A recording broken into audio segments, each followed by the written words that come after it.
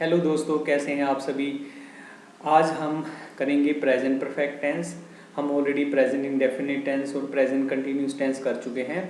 इसी वीडियो के आई बटन में आपको प्रेजेंट इंडेफिनिट टेंस और प्रेजेंट कंटिन्यूस टेंस भी मिल जाएगा और इसकी डिस्क्रिप्शन में भी मिल जाएगा। Let's start with present perfect tense. Present perfect tense binds present tense and the perfect aspect of past events. तो प्रेजेंट परफेक्ट टेंस क्या करता है, पास्ट प्रेजेंट टेंस को यानी वर्तमान काल को और उसके परफेक्ट एस्पेक्ट को जोड़ता है। कैसे?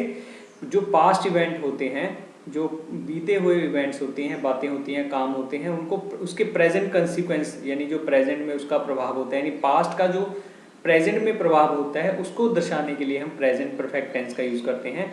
Present perfect tense is used in daily conversations, in the news, radio और राइटिंग लेटर्स। तो प्रेजेंट परफेक्ट टेंस का कहाँ कहाँ यूज होता है? जो डेली एक्टिविटी, डेली कन्वर्सेशन होती है, वार्तालाप होता है, न्यूज़ में सुनते हैं हम, रेडियो पे सुनते हैं या लेटर्स लिखते हैं, तो प्रेजेंट परफेक्ट टेंस का यूज होता है। यानी जो पास्ट का इवेंट हो जिसका असर प्रेजेंट पर भी हो, वहाँ प्रेजेंट परफेक्ट टेंस होता है। अब देखिए आगे कि formation of present perfect tense कैसे होती है। तो इसमें सबसे मेन है सब्जेक्ट, कर्ता, जो कि कार्य करने वाला है। नाउन, प्रोनाउन कुछ भी आता है इसके स्थान पे। हैज़ और हैव आएगा, हैज़ आएगा या तो हैव आएगा, और वर्ब की थर्ड फॉर्म आएगी और लास्ट में कर्म आएगा कि वो क्या कार्य कर रहा है। उसके बाद अगर हम देखें आई, वी, यू, दे, इन जो सब्जेक्ट्स हैं या प्रोनाउंस हैं, इसकी जगह पे हम हैव का यूज़ करते हैं। उसके बाद ही, शी, इट, नेम, ही हो, शी हो, इट हो, नेम हो, इसके साथ हम हमेशा हैज़ का यूज़ करते हैं। तो आपको जैसे जैसे ये वीडियो चलती जा रही है आपको ये याद करने हैं कि आई, वी, यू, दे के साथ क्या यूज़ हो रहा है, यानी हैव यूज़ हो रहा है, और ही, शी, इट के साथ हैज़ यूज़, और नेम के साथ हैज़, यानी कोई भी नाम हो तो हमने हैज़ लगाना है। तो इसकी प्रकृति क्या है प्रेजेंट परफेक्ट टेंस की? इसकी प्रकृति ये है जो कार्य हो चुका है परफेक्टली, जिस काम के कंप्लीट होने के बारे में पता है तो हमें प्रेजेंट परफेक्ट टेंस लगाना है।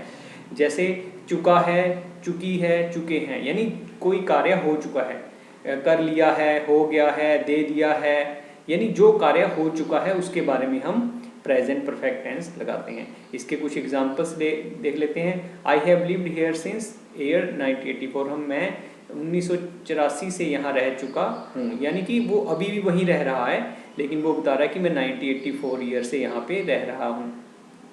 We have won 2 matches already. हम पहले ही 2 मैच जीत चुके हैं। आपने देखा कहाँ एम्फेसिस है?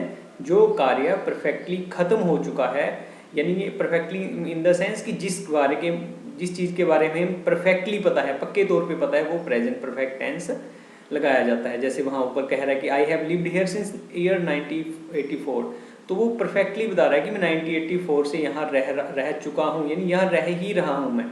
उसके बाद we have won 2 matches already, हम पहले ही 2 मैच जीत चुके हैं, वो पक्की बात बता रहा है, तो इसलिए परफेक्ट टेंस कहा जाता है। You have done a great job, यानी वो व्यक्ति दूसरा कार्य कर चुका है, तुम बहुत बढ़िया काम किया, तुमने बहुत महान काम किया है, बहुत अच्छा काम किया है।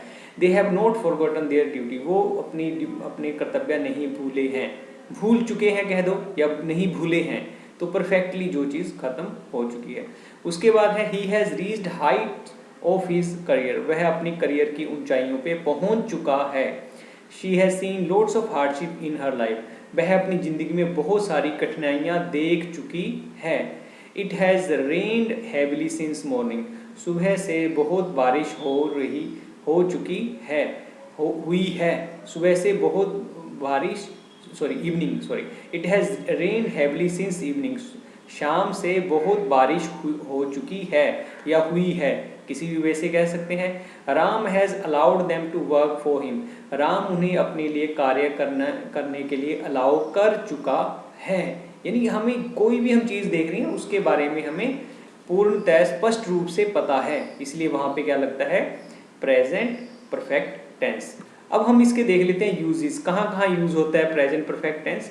To describe action repeated in the past and present, कोई ऐसा एक्शन, ऐसा कार्य जो पास्ट में भी है, यानी भूतकाल का भी चल रहा है, अभी भी सेम ही रिपीट हो रहा है एक तरह से, तो वहाँ के लिए हम प्रेजेंट परफेक्ट टेंस लगा सकते हैं। We have played cricket many times on this ground, हम इस ग्राउंड पे कई बार क्रिकेट खेल चुके हैं। तो वो पहले भी खेलते थे, अभी भी खेल रहे हैं, तो वो कोई डिस्क्राइब कर रहा है पर्सन कि हम यहाँ कई बार खेल चुके हैं क्रिकेट। तो यानी पास्ट और प्रेजेंट दोनों समय में। To describe an action that started in past and still continuing, I have worked in South Africa since 1990। मैं 1990 से साउथ अफ्रीका में कार्य कर चुका हूँ। यानी वो अभी भी साउथ अफ्रीका में काम कर रहा है, लेकिन अभी भी वो काम कर ही रहा है, यानी पास्ट में था और प्रेजेंट में भी है। उसके बाद हम देखेंगे to show an action that is not yet finished, ऐसा कार्य जो अभी तक खत्म ही नहीं हुआ। कोई पर्सन किसी चीज पे काम कर रहा है। Puneet has worked a lot this month, Puneet ने इस महीने बहुत काम कर चुका है। पुनीत इस महीने बहुत काम कर चुका है। अभी वो काम कर चुका है, लेकिन अभी भी तो कर ही रहा है, अभी फिनिश तो नहीं हुआ। तो वहां के लिए भी हम प्रेजेंट परफेक्ट टेंस लगाते हैं। To tell about an action that is completed recent past, ऐसा कार्य जो अभी खत्म हुआ है। He has just completed his homework, उसने अभी अपना होमवर्क पूरा किया है। तो किया है, दिया है, कर चुका है, आ गया है, उन सभी के लिए हम प्रेजेंट परफेक्ट टेंस लगाते हैं। To describe an action about unspecific time, ऐसा टाइम जो मेंशन नहीं है, जिसके बारे में हमें पता नहीं है, वहां पे भी प्रेजेंट परफेक्ट टेंस लगाते हैं। I have started to work hard, मैंने बहुत मेहनत करनी शुरू कर दी है।